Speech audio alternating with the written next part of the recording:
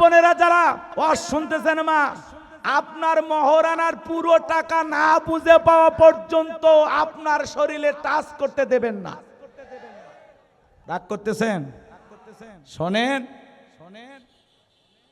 যুবক বিয়ে করছে, বিয়ে করে বাসর ঘরে ঢুকছে, বউ খাটের উপরে বসে আছে, ছেলে সোফার উপরে বসে আছে। স্ত্রী বলতেছে, কি গো কাছে আসবা না? বলে না, হুজুর বলেছে। কি বলেছে? স্ত্রীর মহারানা পরিশোধ না করে স্ত্রীকে স্পর্শ করা যাবে না। তখন বলতেছে, তোর টাকা নাই তোমার কাছে? আরে টাকা থাকলে কি জায়গায় বসে থাকি? হুজুর কি বলেছে? বলে হুজুর বলছে বাঁচার একটা রাস্তা আছে, যদি স্ত্রী স্বইচ্ছায় মাফ করে দেয় তাহলে চান্স নেওয়া যায়। কথা কি বুঝতে পারছেন?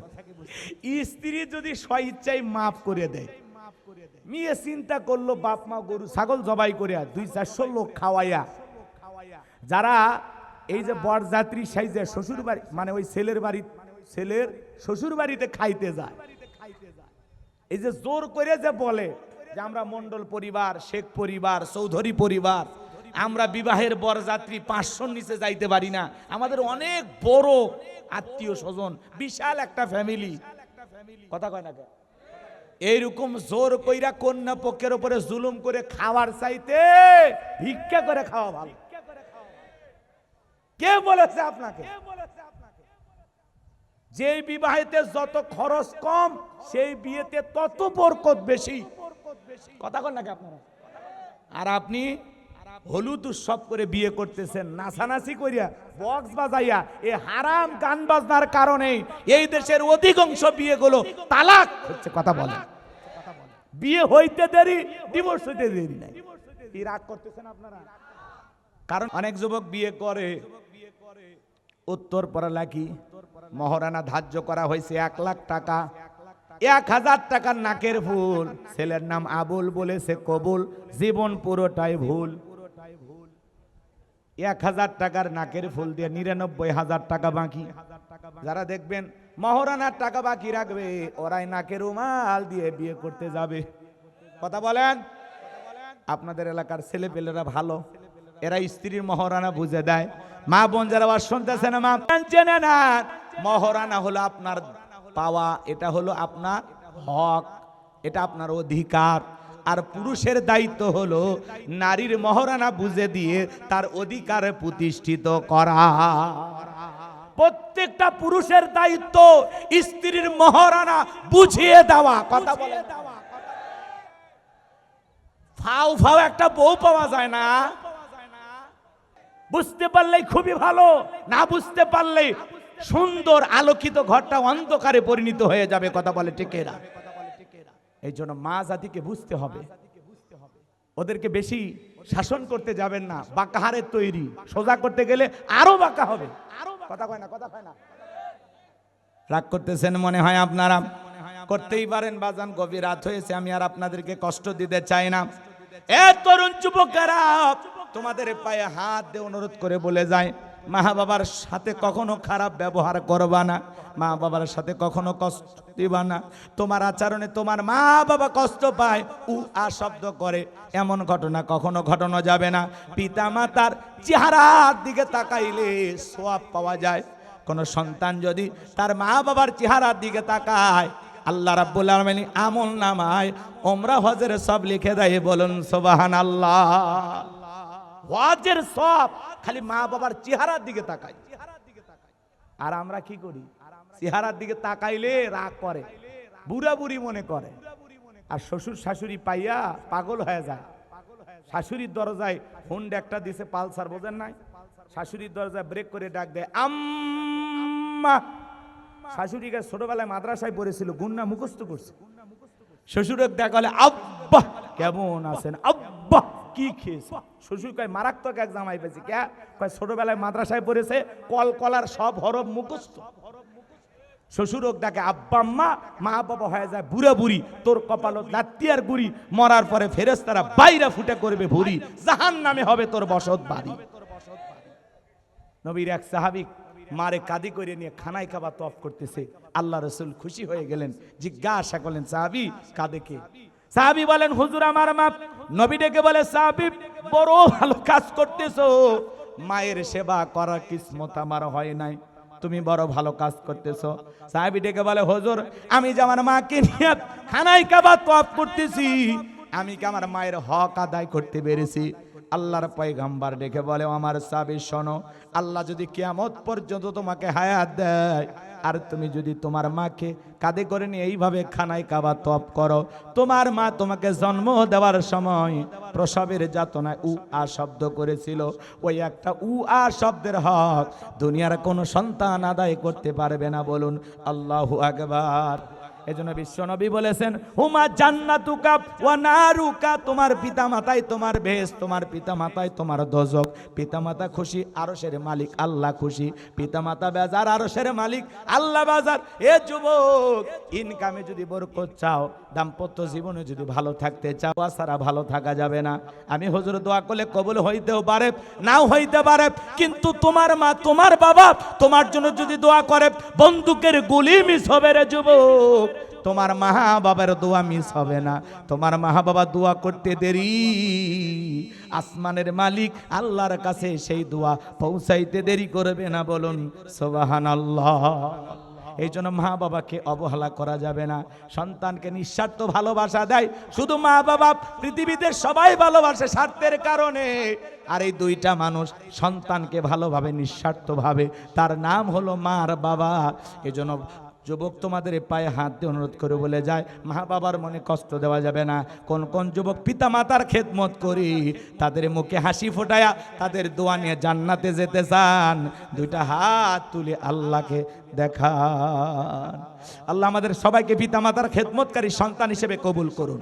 একটু জোরে বলুন না আমিন। আপনি আপনার মা বাবাকে ভালো রাখবেন, ভালো খাওয়াবেন, আপনার সন্তানও আপনাকে ভালো রাখবে, ভালো খাওয়াবে। কখনো মা বাবার মনে কষ্ট দেবেন না, তাদেরকে বোঝা মনে করবেন না। পিতা মাতা বৃদ্ধ বয়সে পাইছেন, এটা আল্লাহর অনেক বড় নিয়ামত। কথা বলে না কেন? অনেক বড় নিয়ামত, বোঝা মনে করবেন না, অনেক বড় নিয়ামত। অনেক কথা বলা যায়, সময় নাই, এজন্য আপনাদেরকে আর কষ্ট দিতে চাচ্ছি না। বিরক্ত হচ্ছেন আমার কথায়? তাহলে মা বাবার সাথে ভালো আচরণ করবেন তো ইনশাআল্লাহ? করবেন তো ইনশাআল্লাহ? আল্লাহ কবুল করুন, জোরে বলুন আমিন। হে যুবক, মা বাবার মনে কষ্ট দেওয়া যাবে? মায়ের মনে কষ্ট দেওয়া যাবে?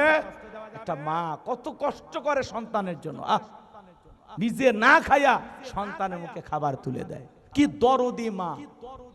রক্তে ভাসিয়া যাতনাই কাঁদিয়া আনলে মাগো আমায় এই দুনিয়ায়, তোমার ঋণ আমি কি দিয়ে শোধাই মাগো, তোমার ঋণ আমি কি দিয়ে শোধাই। দেখেছি পৃথিবীতে প্রথম মায়ের মুখ, পেয়েছি ভালোবাসায় পূর্ণ মায়ের বুক। বলতে পারি না কথা, মা বোঝে আমার ব্যথা, বলতে পারি না কথা, মা বোঝে আমার ব্যথা। তাই তো রেখেছো মা বুকেতে জড়াই, তোমার ঋণ আমি কি দিয়ে শোধাই, তোমার ঋণ আমি কি দিয়ে শোধাই। কখনো গভীর রাতে উঠলে আমি কেঁদে, বুকে মা শক্ত করে রাখতো আমায় বেঁধে। তোমার এই দুধের দাম কে দেবে প্রতিদান, এই দুনিয়ায় মাগো আজ মেলে নাই। তোমার ঋণ আমি কি দিয়ে শোধাই মাগো, তোমার ঋণ আমি কি দিয়ে শোধাই। জোরে কন মারহাবা। আমার ভাইয়েরা, পিতামাতার খেদমত করবেন, মা বাবার দোয়া নেবেন। মায়ের দোয়ার কারণে একটা কসাই যদি নবী মুসার সাথে জান্নাতে যেতে পারে, সেই মা বাবার দোয়া নিয়ে আমরাও জান্নাতে যেতে চাই। পিতামাতার মন সব সময় খুশি রাখবো ইনশাআল্লাহ। আর একটু জোরে বলেন ইনশা। এরপরে আল্লাহ রাব্বুল আলামিন সুন্দর করে জানিয়ে দিলেন, তারা জান্নাতের বাগানে থাকবে। ফি জান্নাতি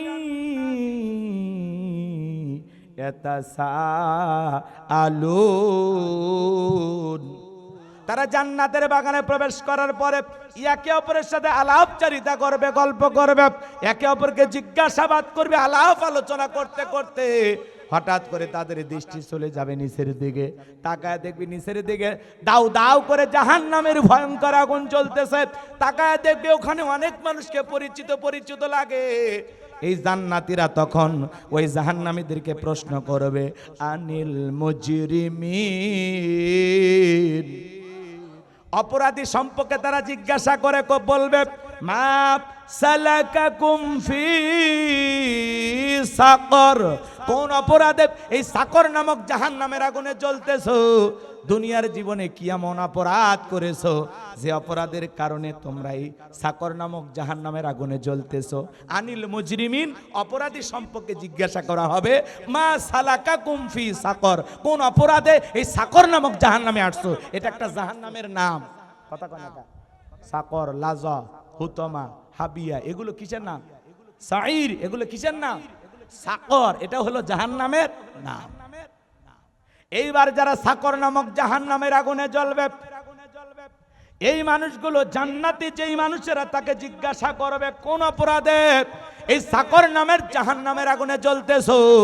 কি এমন অপরাধ করেছো দুনিয়ার জীবনে চেনা চেনা লাগে? মনে হয় পাশের গ্রামে বাড়ি ছিল, তোমাকে দেখে চেনা চেনা লাগে, কেন তোমরা জাহান্নামের আগুনে জ্বলতেছো? ওই জাহান্নামের আগুনে যারা জ্বলবে ওদের মধ্য থেকে এক দল উত্তর করে বলবে, এই জাহান্নামে আসার পিছনে আমাদের 4টি অপরাধ। জোরে বলেন কয়টি? 4টি অপরাধের কারণে আজকে আমরা সাকর নামক জাহান্নামের আগুনে জ্বলতেছি। আমাদের 1 নাম্বার অপরাধ, ক্বালু লাম নাকু মিনাল মুসাল্লিন। আমাদের 1 নাম্বার অপরাধ, আমরা দুনিয়াতে মুসল্লি ছিলাম না, নামাজ আদায় করতাম না, সালাত আদায় করতাম না। ক্বালু লাম নাকু মিনাল মুসাল্লিন, আমরা দুনিয়াতে মুসল্লি ছিলাম না, সালাত আদায় করতাম না, নামাজ পড়তাম না। শুধু মসজিদ সুন্দর বানাইলে হবে না, ওই মসজিদে যারা সালাত আদায় করবে তাদের দিলটাও সুন্দর হওয়ার দরকার আছে না নাই? মসজিদ বড় করলেই হবে না, নামাজির দরকার আছে না নাই? মসজিদের উন্নয়ন কল্পে কালেকশন করা হলো, বলেন বাজান, মসজিদের উন্নতি কল্পের টাকা কালেকশন করা হলো, ওই মসজিদে নামাজ আদায় করবে মুসল্লি ইমানদারও কালেকশন করার দরকার আছে না নাই? কোনদিন শুনছিলেন মসজিদের মাইকে ডাকা হচ্ছে, সামনের কাতার পূরণ করতে আরো 3 জন লাগবে, চলে আসেন তাড়াতাড়ি। দ্বিতীয় কাতার পূরণ করতে আরো 2 জন লাগবে, চলে আসেন তাড়াতাড়ি, পাওয়া যায় না। কিন্তু আমরা কালেকশনের জন্য কত কষ্ট করে বলি, কে দিবেন 5,000 10,000? শুধু মসজিদের টাইলস বানাইলে হবে না বাজান, মসজিদের চাকচিক্য সৌন্দর্য দিয়া কাজ হবে না। ওখানে যারা নামাজ আদায় করবে, মসজিদের গেটে লেখা রাখবেন আত-তাকওয়া জামে মসজিদ, ওইখানে যারা নামাজ আদায় করবে তাদের অন্তরে তাকওয়ার আয়না আগে বসাইতে হবে। অন্তরে তাকওয়া থাকা লাগবে। এত রাতে তুলে দিয়েছেন, কি ওয়াজ করব? আমি যে কথাগুলো বলতেছি কোরআন হাদিসের বাইরে না ভিতরে? আমি বললাম না, সময় দিলে গুছিয়ে কথা বলা যায়, সময় দেবেন না আলোচনা হবে না। মনে হবে রে হুজুরের ওয়াজ নেটে শুনছিলাম কি সুন্দর, আজকে এরকম কেন হলো? তুলে দিয়েছেন 11টায় 12টায়, ওটা আর মনে নাই। 10টায় উঠাবেন, 12টায় প্রোগ্রাম শেষ, গভীর রাত পর্যন্ত প্রোগ্রাম করলাম, ফজরের নামাজ যদি কাজা হয়, বলেন এই মাহফিল কোনো কাজে আসবে? বলেন লাভ হবে? আজকের মাহফিল থেকে যদি 4-5 জন মানুষ ফজরে নতুন মুসল্লি বৃদ্ধি পায়, মাহফিলকে কবুল করবেন কি? তাহলে যারা জাহান্নামের আগুনে দাউ দাউ করে চলতেছে, জাহান্নামের আগুনে চেহারাটা পুরো কয়লা হয়ে গেছে, এই সমস্ত মানুষ বলতেছে ক্বালু লাম নাকু মিনাল মুসাল্লিন, দুনিয়াতে সালাত আদায় করতাম না, আমি নামাজ পড়তাম না, এই জন্যই জাহান্নামের আগুনে জ্বলতেছি। তাহলে নামাজ না পড়লে জাহান্নামের আগুনে জ্বলতেছে, তাহলে নামাজি হয়ে জান্নাতের বাগানে বসতে চান কারা কারা? একটু হাত তোলেন তো দেখি। আল্লাহ আমাদের সবাইকে 5 ওয়াক্ত নামাজি বানায় দেন। জোরে বলেন আমিন। আর একটু জোরে বলুন আমিন। হাত নামান। এ যুবক, অনেক মুরব্বী নামাজে যাওয়ার সময় তোমাকে আহ্বান করে, ডাক দেয়, এ যুবক খেলাধুলা বন্ধ করে মসজিদে যাও। যুবক তুমি ধমক দে, বলে ও চাচা আপনি জান তো, মিসাই ডাক দেয়। এরপরে বন্ধু বান্ধবকে বলে মুরব্বী কেমন দিলাম, তুমি মুরব্বী দাওনি, নিজেরটা নিজে কি দিছো? এ কথা কয় না? মসজিদে আজান হয়, আর আপনি ঘাড় বেঁকা করিয়া মসজিদের ধার দিয়ে হেঁটে যান। এমনও লোক আছে মসজিদের সাথেই বাড়ি, কপাল পরা মসজিদে আসেন। এক কথা কন নাকি আপনারা? এরকম লোক নাই? মসজিদের সভাপতি, সেক্রেটারি, ক্যাশিয়ার হয়ে বসে আছে, মসজিদ কমিটির 21 জন বা 20 জন সদস্য, ওরাই ঠিক মতো নামাজ পড়ে না, এরা বলে মসজিদের কমিটির লোক। রাগ করছেন? একজন বেনামাজিকে মসজিদ কমিটির ভিতরে রাখবেন না, ও যত টাকার মালিক হোক। আর টাকা থেকে আপনি কি করবেন? আমরা বেড়াওয়ালা, টিনওয়ালা, ভাঙ্গা মসজিদে নামাজ পড়বো, কিন্তু কোন সুদখোর, ঘুষখোর, হারাম করে টাকা দিয়ে মসজিদ বানাবো। কথা কন, কথা কন। ওয়াজ ঠিক আছে? আমল করবেন তো ইনশাআল্লাহ। বিরক্ত হবেন না বাজান। তাহলে আজান দেওয়ার পরে ওই যে জান্নাতীরা বলবে, কি ব্যাপার, কেন জাহান্নামে আসছো? তখন বলবে, ভাই আজান দেওয়ার পরে আপনি মসজিদে গেছেন, আর আমি আপনার চোখের সামনে ঘাড় বেঁকা করে জমিতে গেছি, যে মনে করছি আজকে যদি জমিতে পানি না নেই ধান লাগাইতে পারবো না, আজকে আমার জমিতে আলু লাগাইতে হবে। নানান দুনিয়ার হাট বাজারে ব্যস্ত ছিলাম, পাশাপাশি দোকানদারি করেছিলাম। ভাই আজান দিলে আপনি দোকানদারি বন্ধ করে মসজিদে গেছেন, আর আমি মনে করেছি এই সুযোগে 2টা কাস্টমার বেশি আসবে, এই লোভে পইরা দোকান খুলে বসেছিলাম। আখেরাতের দোকানদারি করি নাই। কথা বলেন। আমার কি যে ভালো লাগে যখন কোনো মার্কেট দিয়ে যায় আর ওখানে লেখা আছে কিছু সময়ের জন্য নামাজের বিরতি,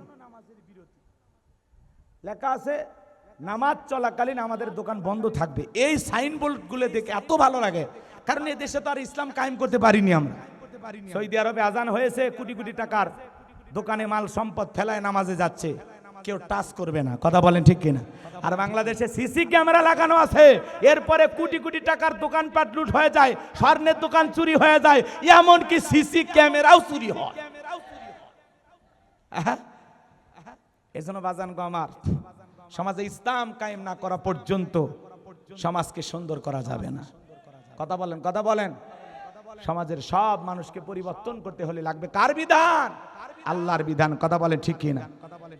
কষ্ট হয়েছে আপনাদের? 4টি অপরাধ যদি আমি গুছিয়ে আরো বলতে চাই অনেক সময় লাগবে, সংক্ষিপ্ত বলে দিয়ে যাই, আমি আর কষ্ট দিতে চাই না। তাহলে 1 নাম্বার অপরাধ, তালা দুনিয়াতে মুসল্লি ছিল না, নামাজ আদায় করতো না।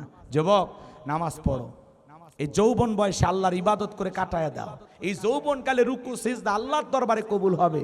এই যৌবনকালের ইবাদতের একটা আলাদা মজা আছে, আলাদা একটা স্বাদ আছে। কথা বলে, যেটা বৃদ্ধকালে পাইবা না। বৃদ্ধকালে অস্বস্তি, লম্বা সময় রুকুত থাকলে থাকা যায় না, তো শরীর ক্লান্ত, মনে হয় ওপর হয়ে পড়ে যাব। সিজদায় বৃদ্ধকালে বেশি সময় থাকা যায় না, মনে হয় এই বুঝি দম আটকে মারা যাব, কারণ আমার হাঁপানি, তাই না? কিন্তু যুবক বয়সে এগুলো সমস্যা নাই, রক্ত গরম আছে। এই টক বগে এই যৌবনকালের এই সুন্দর সময়টা রুকু সিজদা করে নামাজ আদায় করে আল্লাহর গোলামি করে কাটাবো তো ইনশাআল্লাহ। যুবক তোমরা পরিবর্তন হয়ে যাও, আল্লাহ হেদায়েত দান করে। ওরা বলে আমাদের 2 নাম্বার অপরাধ, ওয়ালাম নাকুনু তুইমুল মিসকিন।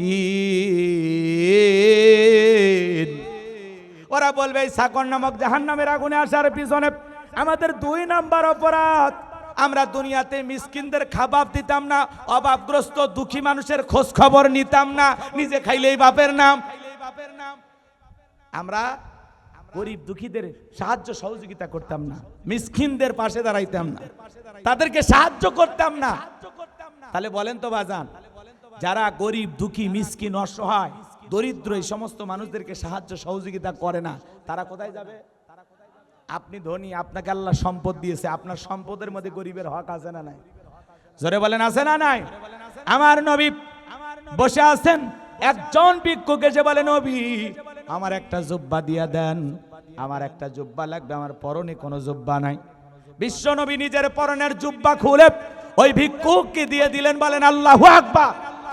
আল্লাহ আসমান থেকে বলে, জিবরাইল যা জান্নাতি যুবক নিয়ে যা, জান্নাতি জুব্বা নিয়ে যায় আমার বন্ধুকে পরায়া দে, আর জানায়া দে আমার বন্ধু যদি অতিরিক্ত থাকে সেখান থেকে দেবে, নিজের শরীরেরটা খুলে দেওয়ার দরকার নাই।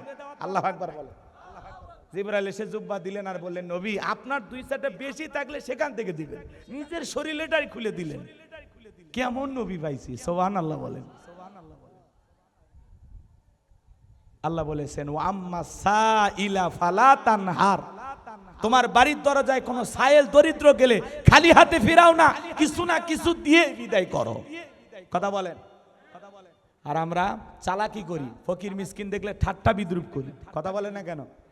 হাসি তামাশা করি যে হুজুর এলে ব্যবসা, ফকির এগের এলে ব্যবসা, ব্যবসা হোক যা হয় হোক, আপনার টেনশন কে? মাঝে মাঝে অবশ্য দেখা যায় ভালো পাও নিয়ে ল্যাংড়া লুলে সাজা ভিক্ষা করতেছে, অনেক মানুষ পিটে টিটে তারা দৌড় মেরে পালাতেও দেখছি আমরা, এলে ভিডিও সমাজে ভাইরাল হয়, তাই না?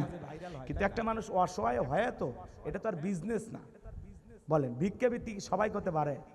হ্যাঁ, ভিক্ষে করে এটা কি সবাই পারে? মানুষের কাছে হাত পাতার স্বভাব কি সবার হয়? অনেকে বলে না খেয়ে মরে যাবো, ভাই কারো কাছে হাত পাতবো। তো যাই হোক, এই সমাজে আমরা অনেক সময় দেখি অন্ধ সাজার অভিনয় করে, ল্যাংরা লুলা সাজার অভিনয় করে, আবার পিটুনি দিলে দৌড়ে পার হয়ে যায়। কথা বলেন। এই জন্য মানুষের অনেক সময় আস্থা বিশ্বাসটা হারিয়ে যায় যে হুজুর এটা আসল ফকির না নকল ফকির, সত্যিই কি অভাবের ভিক্ষুক না স্বভাবের ভিক্ষুক বোঝা যায় না। কথা বলেন ভাই। আমাদের সমাজে এরকম আছে, ভালো জিনিস আমরা কখনো আল্লাহর রাস্তায় দেই না। মসজিদ মাদ্রাসা থেকে ধান কালেকশন করতে আসছে, সবচাইতে আখির মিশানো ধানগুলো আমরা দিয়ে দিই। চিটা পাতান মিশানো আছে ওগুলো দিয়ে দেই, ভালোগুলো দিতে চাই না। মসজিদেও দেখবেন দান বক্সে দেখবেন সেরা টাকা পাওয়া যায়। আচ্ছা, আল্লাহর পবিত্র ঘরে আপনি দান করছেন সেরা টাকা, সেরা টাকা।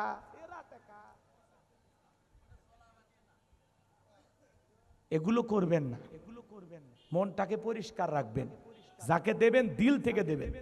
পারবো তো ইনশাল্লাহ? তাহলে রাস্তাঘাটে ভিক্ষুক দেখে অবহেলা করা যাবে না। আমাদের পাশে আমাদের ইউনিয়ন একটা হাট আছে, আমি নাম বলবো না, আজ থেকে বহু বছর আগের কথা। আমি বাজারে গেছি, বাজার করতে কয়েকজন ভিক্ষুক আসছে ভিক্ষা চাইতে। ওই দোকানদার বলতেছে বাকিতে লিখে রাখ, পরের বাজারে দেব, মানে পরের হাটের দিনে দিব। আচ্ছা, ভিক্ষাও কোনোদিন বাকি হয়? এটা একটা তামাশা না? মজা করে, মানে ভিক্ষুকদের সাথে কি করে? মজা করে। আমাদের দেশের ফকিরেরা খুব চালাক, কথা কি বুঝতে পারছেন? ঢাকা শহরে এক ভিক্ষুক ভিক্ষা করে, বিল্ডিং তো সব বড় বড় বিল্ডিং, কেউ নিচে নামে না, ভিক্ষা দেয় না, কলিং বেল চাপ দেয়। 3 তলা থেকে একজন বলতেছে ভাই কে? কয় ভাই আমি জরুরি কিছু কথা আছে, নামেন। তখন বলছে কি বলবেন বলেন? কয় না আপনি নিচে নামেন, আপনার নিচে নামার পরে বলবো। যেই নিচে নামছে তখন বলতেছে ভাই ঢাকা শহরে ভিক্ষা করি, সবাই যেহেতু ভিআইপি, অনেক বাসায় কলিং বেল চাপ দিয়ে উপর থেকে না করে দেয়, তো ভিক্ষুক হলে আমার একটা ইজ্জত আছে, কত আর মানুষের দাঁড়ে দাঁড়ে ঘুরি আর অপমান হই, এই জন্য চিন্তা করছি আপনি নিচে ডাকছেন, আপনি মন খারাপ করবেন না, আমি একটু ভিক্ষুক, আমাকে কিছু দিয়ে আপনি বিদায় করেন। তখন বলছে যাই বেটা আগে বলবি না, উপরতলা থেকে বলে দিতাম। বলে ভাই বহু জায়গায় এইভাবেই চলতেছে, সবাই খালি নাই বলেই বিদায় দেয়, এই জন্য আপনাকে একটু ডাকলাম। আমি ভিক্ষুক হলে আর চিল্লাচিল্লি করবো না, আমার একটা সম্মান আছে, আপনি আমাকে ভিক্ষা দেন। তখন বলছে ঠিক আছে, তোর যেহেতু সম্মান আছে আমারও তো আছে, নিচে কেমনি ভিক্ষে দে, ওপরে চল। এইবার 3 থালায় নিয়ে যা বলতেছে শোন, ভিক্ষুক হয়ে যে তোর যদি একটা সম্মান থাকে, আমি এই শহরে ভাড়া থেকে আমার একটা সম্মান আছে, তো ভাই আমি খুব সমস্যায় আছি, আপাতত কোনো খুঁজছে টাকা আমার কাছে নাই, আল্লাহর রাস্তায় মাফ করে দিস। ভিক্ষুক তখন বলতেছে আরে ভাই এই কথা তো নিচতলায় বললেই হইতো, 3 তলায় উঠাইলেন কেন? কইছে এই বেটা আমি নিচতলায় মাপ চাবো কেন, আমি 3 তলায় থাকি, 3 তলায় মাপ চাইলাম। তো ফকিরও যেরকম চালাক, যারা ভিক্ষুক দিবে, ভিক্ষুককে ভিক্ষা দিবে, এরাও চালাক হয়ে গেছে। কথা কন ঠিক? সেনা কিন্তু কেউ কম নাই। রাগ করতেছেন আপনারা? তো বাজান আপনি সম্পদ আছে, সেখান থেকে কিছু গরিব দুঃখী মিসকিনদেরকে দিয়ে দেবেন, ক্ষুধার্ত ব্যক্তিদের মুখে খাবার তুলে দেবেন। শীতের দিন অসহায় মানুষ, কম্বল কেনার ক্ষমতা নাই, 10টা কম্বল কিনে দিয়ে দেন। কত মানুষ ফুটপাতে রেল স্টেশনে শুয়ে আছে, দেন না 10টা কম্বল দেন। পারবো তো ইনশাআল্লাহ? বলেন পারবো তো ইনশাআল্লাহ? ওরা তখন বলবে আমাদের 3 নাম্বার অপরাধ, ওয়া কুন্না নাখুদু মাআল খাইদিন। ওরা বলবে আমাদের 3 নাম্বার অপরাধ, আমরা সমালোচনা করতাম। কি করতাম? সমালোচনা করা বোঝেন না? এক জায়গায় বসে বলে অমুক খারাপ তমুক খারাপ, এ ভালো না সে ভালো না, মনে হয় গিবত কমিটির সভাপতি বসে গেছে। এরকম লোক আছে না? চায়ের কাপে বসলে ঝড় তুলে ফেলে দেয়, অমুকের বউ কি করছে, মেয়ে কি করছে, কোন হুজুর কি করছে, বাপ রে বাপ, চায়ের কাপে ঝড় তুলে ফেলে দিছে। এই মুরব্বী চাচা, এই যুবক যারা সমালোচনা করো, শোনো, মৃত ভাইয়ের গোস্ত খাওয়াকে কি আপনি পছন্দ করেন? এটা কই কেউ খাইতে চায়? তাহলে আপনি গীবত করতেছেন, সমালোচনা করতেছেন, তার মানে কি? কি খাইতেছেন? কি খাইতেছেন আপনি? কেন সমালোচনা করবেন? আরে ভাই, মানুষের সমালোচনা কেন করব? আমার নিজের জীবনের যত ত্রুটি, যত অপরাধ, আমার যত সমস্যা, আমি তো নিজের টেনশনে ভালো মতো ঘুমাইতে পারি না, আমি অন্যকে নিয়ে সমালোচনা করব কখন? আমার ভাইয়েরা, এই জন্য যেখানে সেখানে বসে সমালোচনা করবেন না। ইমামের পিছনে নামাজ আদায় করে, ইমামের পিছনে সমালোচনা করে, বক্তার ওয়াজ শুনে বক্তার পিছনে দাঁড়ায় সমালোচনা করে, আছে না নাই? এ বাজান, সমালোচনা করা যাবে না। ওয়াকুন্না নাখুদু মাআল খাইদিন। যারা সমালোচনাকারী এরাও যাবে সাকর নামক জাহান্নামে। ওরা বলবে আমরা সমালোচনা করে মজা নিতাম, ইসলামের বিরুদ্ধে, আলেমদের বিরুদ্ধে সমালোচনা হইতো, ওই জায়গায় বসে বসে আমরা মজা নিতাম। যারা সমালোচনাকারী এরাও যাবে জাহান্নামে। এটা হলো ওদের 3 নাম্বার অপরাধ। ওদের 4 নাম্বার অপরাধ, ওয়া কুন্না নুকাদ্দিবু বিয়াউমিদ্দিন। ওদের 4 নাম্বার অপরাধ, আমরা কর্মফল দিবসকে অস্বীকার করতাম, পরকাল দিবসকে অস্বীকার করতাম, বিচার দিবসকে অস্বীকার করতাম। মালিক ইয়াউমিদ্দিন, শেষ বিচার দিবসের মালিক আল্লাহ। বিচারের ফয়সালা, কেউ জান্নাতে যাবে, কেউ জাহান্নামে যাবে। কঠিন কিয়ামতের এই ভয়ঙ্কর দিনটাকেই তারা অস্বীকার করত, কর্মফল দিবসকে অস্বীকার করত। ওরা বলতো মরার পরে এলে আর টেনশন। কথা কন না? কিছু মানুষ বলে না, এই মরার পরে আবার কিসের হিসাব নিকাশ, যা হয় হবি দেখে নেওয়া হবে। মানে পরকাল সম্পর্কে তার বিন্দু পরিমাণে ধারণা নাই, অনীহা। পরকাল সম্পর্কে ঠাট্টা বিদ্রুপ করে, হাসি তামাশা করে, রং ঢং করে চলে। ও মনে করে মরার পরে যা হয় একটা হবি, মানে মরার পরে আর ধারণা যে ফেরেশতার সাথে নাকত ঘুষি মেরে চলবি। ঘুষি মারার শক্তি আর থাকবি ভাই? এজন্য আল্লাহ বলেন ওয়া কুন্না নুকাযযিবু বিয়াউমিদ্দিন। তারা বলবে আমরা কর্মফল দিবসকে অস্বীকার করতাম। এই যে পরকাল নামক একটা দিবস আছে, এই পুরোটা আমরা অস্বীকার করতাম। পরকালের ব্যাপারে আমরা ছিলাম উদাসীন, আমরা ভাবি নাই যে ফয়সালায় জান্নাত জাহান্নাম হবে, এটা আমরা কখনো ভাবিই নাই। কথা কি বুঝতে পারছেন? তাহলে যারা আখিরাতের ব্যাপারে উদাসীন, কর্মফল, বিচারের ফয়সালায় জান্নাত জাহান্নাম হবে, এই ব্যাপারে যারা উদাসীন, এরা থাকবে সাকর নামক জাহান্নামে। 4টি অপরাধ। 1 নাম্বার, আমরা মুসল্লি ছিলাম না, ক্বালু লাম নাকু মিনাল মুসল্লিন, আমরা মুসল্লি ছিলাম না। 2 নাম্বার কি বললাম? নুতঈমুল মিসকিন, আমরা মিসকিনদের সাহায্য সহযোগিতা করতাম না, দুঃখী মানুষের খোঁজ খবর নিতাম না, অভাব অনাটনে তাদের পাশে দাঁড়াইতাম না। 3 নাম্বার, ওয়া কুন্না নাখুদু মাল খাইদিন, আমরা সমালোচনায় ব্যস্ত নিতাম। আমাদের স্বভাব মানুষের সমালোচনা করা, নিজের সমালোচনার ব্যাপারে আমরা সতর্ক, অন্যের সমালোচনা নিয়ে আমরা ব্যস্ত। কথা বলেন? আমার জীবনের মূল্যবান সময় কেটে যায় অনেক মানুষের সমালোচনা করে। নিজের আত্মসমালোচনা করবেন, নিজের জীবনের ত্রুটি তালাশ করবেন। আমার জীবনের ভুল আমি ধরবো, মানুষের ভুল ধরে লাভ নাই। উমুক খারাপ, তুমুক খারাপ, আমি তো হিসাব করে দেখি এই জমিনে সবচাইতে বেশি খারাপ আমি নিজে। কথা বলেন? কথা বলেন? নিজেকে ছোট মনে করবেন, নিজের আত্মসমালোচনা করবেন, নিজের আত্মশুদ্ধির জন্য কাজ করবেন, নিজের সংশোধনের জন্য কাজ করবেন। পারবো তো ইনশাআল্লাহ? 4 নাম্বার, আমরা পরকাল দিবসকে অস্বীকার করতাম, কর্মফল দিবসকে অস্বীকার করতাম। এই জন্য তারা সাকর নামক জাহান্নামে যাবে। আল্লাহ পাক সূরা মুদ্দাসির থেকে যতটুকু আলোচনা হয়েছে, বক্তা শ্রোতা উভয়কে আমল করে জান্নাতে যাওয়ার মতো জিন্দেগি গড়ার তৌফিক দান করুন। ওয়া আখিরি দাওয়ানা আনিল হামদুলিল্লাহি রাব্বিল আলামিন। আসসালামু আলাইকুম ওয়া রাহমাতুল্লাহি ওয়া বারাকাতুহু।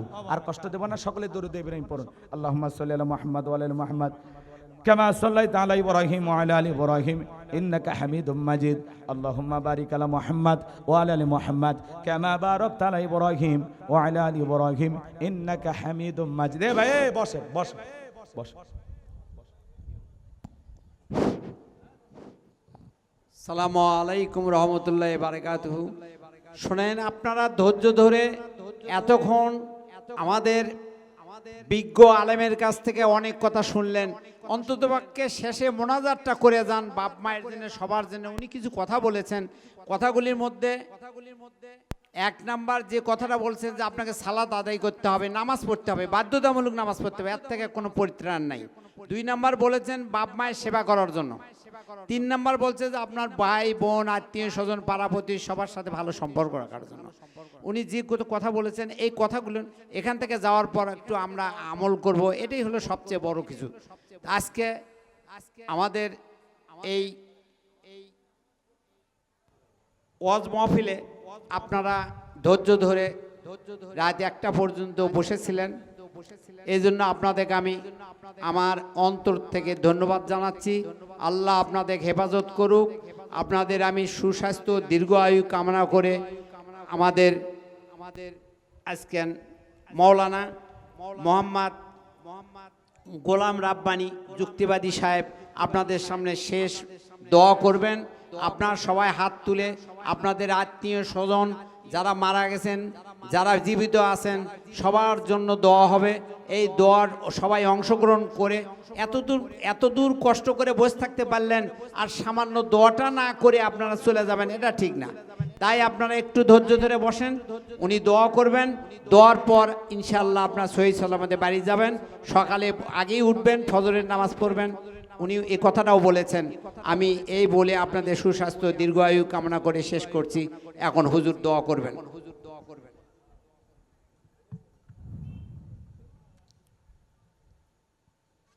যে ভাইরা দাঁড়িয়ে আছেন একটু বসে পড়েন। আমি আপনাদের জন্য দোয়া করছি, আপনারাও আমার জন্য দোয়া করবেন। আমি আপনাদের এলাকারই সন্তান, সারা দেশে কথা বলি, ছোট্ট মানুষ, আপনারা ভালোবেসে দাওয়াত দিয়ে এনেছেন। আমি আপনাদের জন্য অন্তর থেকে দোয়া করব। আমি সারা দেশে যত জায়গায় যাই, হ্যাঁ জি, আমি সবার জন্যই দোয়া করি সব সময়। আমি নিজের এলাকার মানুষকে কতটা ভালোবাসি এটা একমাত্র আল্লাহ জানে। আমি এবছর হজে গেছি, বেশ কয়েকবার আমি আমার এলাকার মানুষের কথা স্মরণ করে অনেকবার আমি দোয়া করেছি, অনেকবার, যে আল্লাহ আমার এলাকার মানুষকে ভালো রাখো, আমার গোবিন্দাগঞ্জের মানুষকে ভালো রাখো, গাইবান্ধার মানুষকে ভালো রাখো। এইভাবে পুরো দেশের জন্যই আমি দোয়া করেছি, নিজের এলাকার মানুষের জন্য প্রাণ ভরে আল্লাহর কাছে দোয়া করেছি। এজন্য আপনাদের দোয়া চাই। সারা দেশে কথা বলি, আল্লাহ যেন শারীরিক মানসিক সুস্থতা দান করেন, মৃত্যু পর্যন্ত কোরআনের হক কথাগুলো এই জমিনে বলার তৌফিক দান করেন।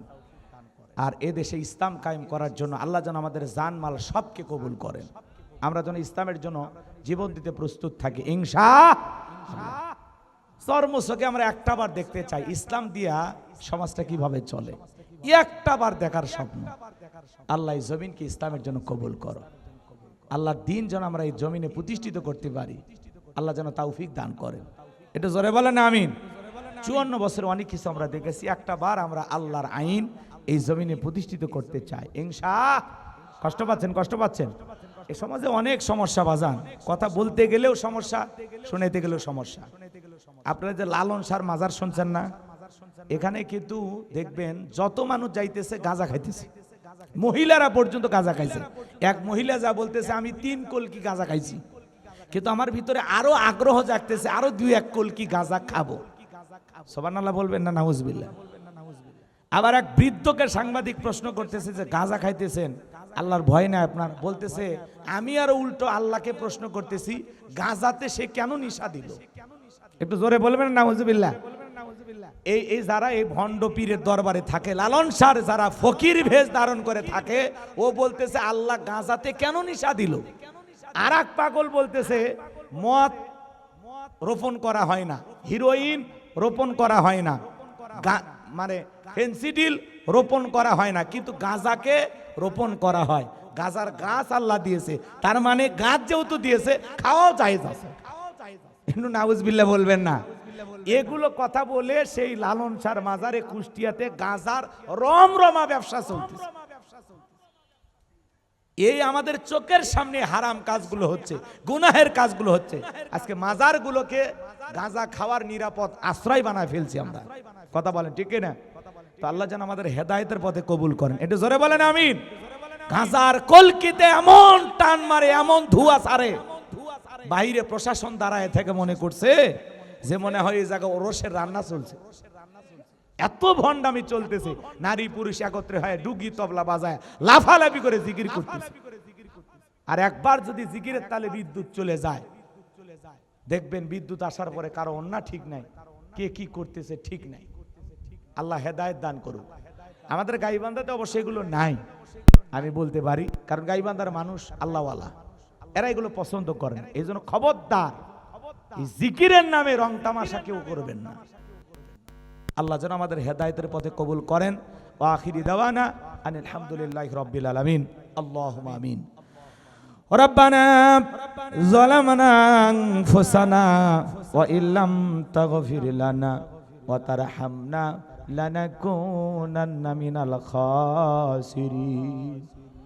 রব্বানা লা তুজিগ কুলুবানা বা'দা ইয হাদাইতানা ওয়া হাব লানা মিন লাদুনকা রাহমা ইন্নাকা আনতাল ওয়াহ্হাব। দয়াময় আল্লাহ, রাত্রি 1টা পার হয়ে গেছে, গভীর নিশীতে দুনিয়ার অফিস আদালতের দরজা বন্ধ, তোমার রহমতের দরজা এখন খোলা। তাহাজ্জুদের নামাজের সময় তোমার কতিপয় কিছু আদর আর মুহাব্বত ভালোবাসার বান্দা বান্দীদের সঙ্গে নিয়া আমি গুনাহগার তোমার গোলাম দুখানা করে হাত বাড়িয়েছি। আল্লাহ সূরা মুদ্দাসির থেকে বর্তমান প্রেক্ষাপটকে সামনে রেখে বিভিন্ন দিক উদাহরণ দিয়ে তোমার গোলামদের সামনে সংক্ষিপ্ত কিছু তাফসীর করার চেষ্টা করেছি। যতটুকু আলোচনা করেছি আল্লাহ বক্তা শ্রোতা সবাইকে কথাগুলোর উপরে আমল করার তৌফিক দিয়ে দেন রব্বুল আলামিন। আমরা যারা হাত তুলে ধরেছি, অনেকের মা নাই বাবা নাই, ইয়েতিম বানায় কবরে চলে গেছে। জনম দুঃখিনী মায়ের কথাকে ভোলা যায়, আদরের আব্বার কথাকে ভোলা যায়। যে মা 10 মাস 10 দিন গর্ভে ঠাই দিয়েছে, প্রসবের যাতনা সহ্য করেছে, 2-2.5 বছর বুকের দুধ পান করাইছে, ওই জনম দুঃখিনী মা যাদের মারা গেছে, মায়ের কবরটা জান্নাতের বাগান বানায়া দেন। যে আদরের বাবা মাথার ঘাম পায়ে ফেলে রিক্সা চালায়া, ভ্যান চালায়া, কৃষি খেতে কাজ কইরা, চাকরি কইরা, ব্যবসা বাণিজ্য কইরা, নিজের শরীরে রক্তকে পানি বানায়া, নিজে সেরা জামা পইরা, সন্তানের শরীরে ভালো পোশাক পরাইয়া দিল। যেই বাবা নিজেরা খায়া দুনিয়ার জমিনে আমাদের জন্য জায়গা জমি সম্পদ রেখে গেল, আজকে সেই বাবা বাচ্চারে পুকুর পারে ঘুমায়।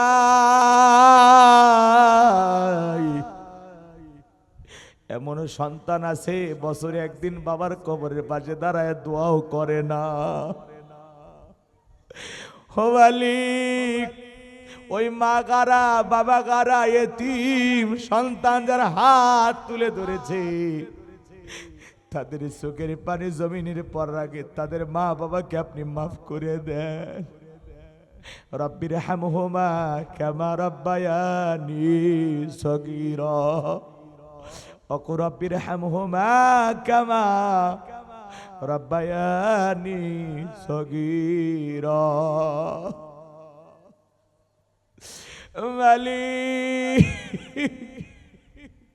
পিতা মাতা যাদের বেঁচে আছে হায়াত বাড়ায়া দাও, পিতা মাতার খেদমত করে তাদের মুখে হাসি ফোটায় জান্নাত অর্জন করার তৌফিক দিয়া দাও।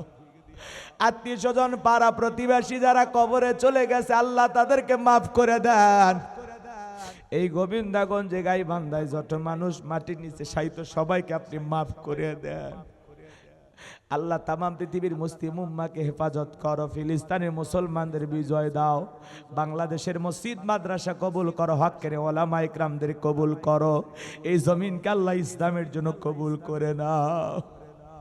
আল্লাহ দুনিয়ার ধোকায় পড়ে, নফসের ধোকায় পড়ে, দিনের আলোতে রাতের আধারে কত গোপন গুনাহ করলাম, কত মিথ্যা কথা বললাম, নামাজ কাজা করলাম।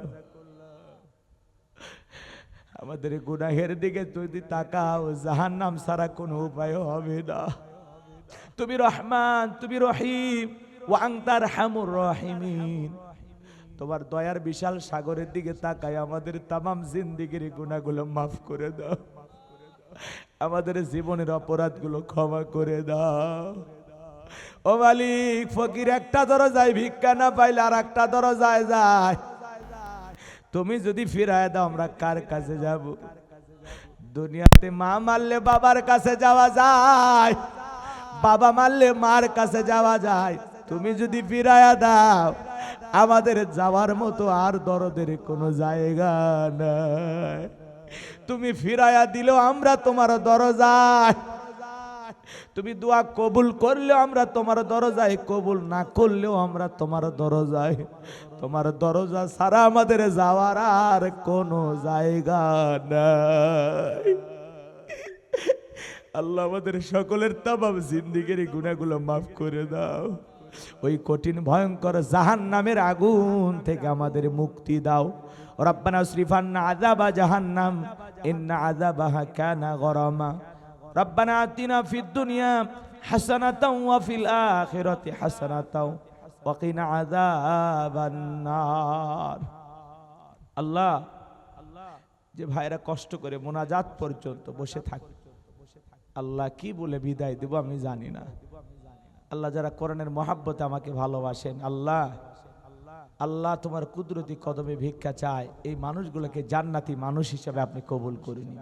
জান্নাতে যাওয়ার মতো নেক আমল না করা পর্যন্ত আমাদের মৃত্যু দিও না আল্লাহ।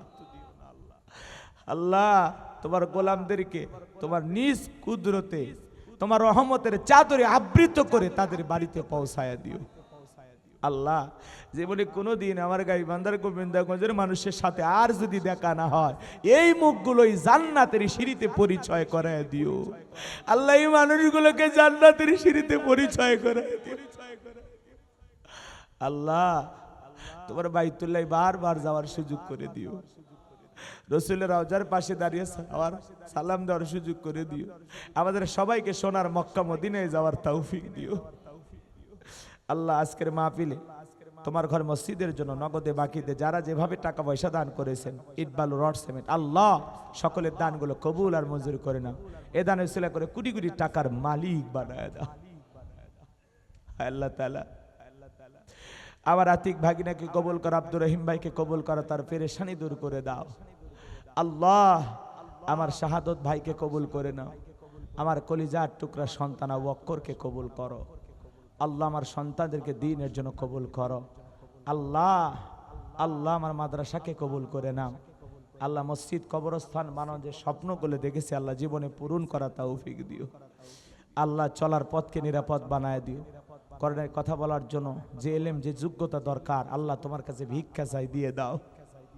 আল্লাহ শারীরিক মানসিক সুস্থতা দান করো। আল্লাহ এই কণ্ঠকে তুমি আল্লাহ হেফাজত করো। আল্লাহ এই জবান দিয়ে যেন হক কথা বলতে পারি, আল্লাহ মৃত্যু পর্যন্ত তোমার পথে মানুষকে আহ্বান করতে পারি, সেই তৌফিক আমাকে দান করো। সুবহান রাব্বিকা রাব্বিল ইজ্জাতি আম্মা ইয়াসিফুন ওয়া সালামুন আলাল মুরসালিন আলহামদুলিল্লাহি রাব্বিল আলামিন। মালাকুল মউত যখন সামনে দাঁড়িয়ে যাবে, মৃত্যুর সময় দয়ার নবীর চাঁদ মুখখানা দেখতে দেখতে আমাদের জবানে কালিমা জারি করে দিও। আমার মা বোনেরা কষ্ট করে পর্দার আড়াল থেকে আলোচনা শুনেছে, আল্লাহ আমার মা বোনদের পর্দা করার তৌফিক দাও, নামাজি বানায়া দাও। দাম্পত্য জীবনকে হযরত আলী আর ফাতেমার মতো ভালোবাসাতে ভরপুর করে দাও। আল্লাহ গুনাহ থেকে, পরকীয়ার আসক্তি থেকে নারী পুরুষ সবাইকে তুমি হেফাজত করো। আল্লাহ সমস্ত গুনাহ থেকে আমাদের বেঁচে থাকার তৌফিক দাও। শিরিক মুক্ত আমল ঈমান আমাদেরকে দান করো। আল্লাহ 5 ওয়াক্ত সালাত মসজিদে জামাতের সহিত আদায় করার তৌফিক দিয়ে দাও। এই মসজিদের যত কাজ বাকি আছে তোমার গায়বী খাজানা দ্বারা ব্যবস্থা করে দাও। আল্লাহ মসজিদ কমিটিকে আল্লাহ তুমি কবুল করে নাও।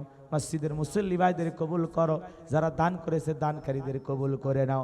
মৃত্যুর সময় দয়ার নবীর চাঁদ মুখখানা দেখতে দেখতে জবানে জারি করে দিও লা ইলাহা ইল্লাল্লাহু মুহাম্মাদুর রাসূলুল্লাহ সাল্লাল্লাহু আলাইহি সাল্লাম।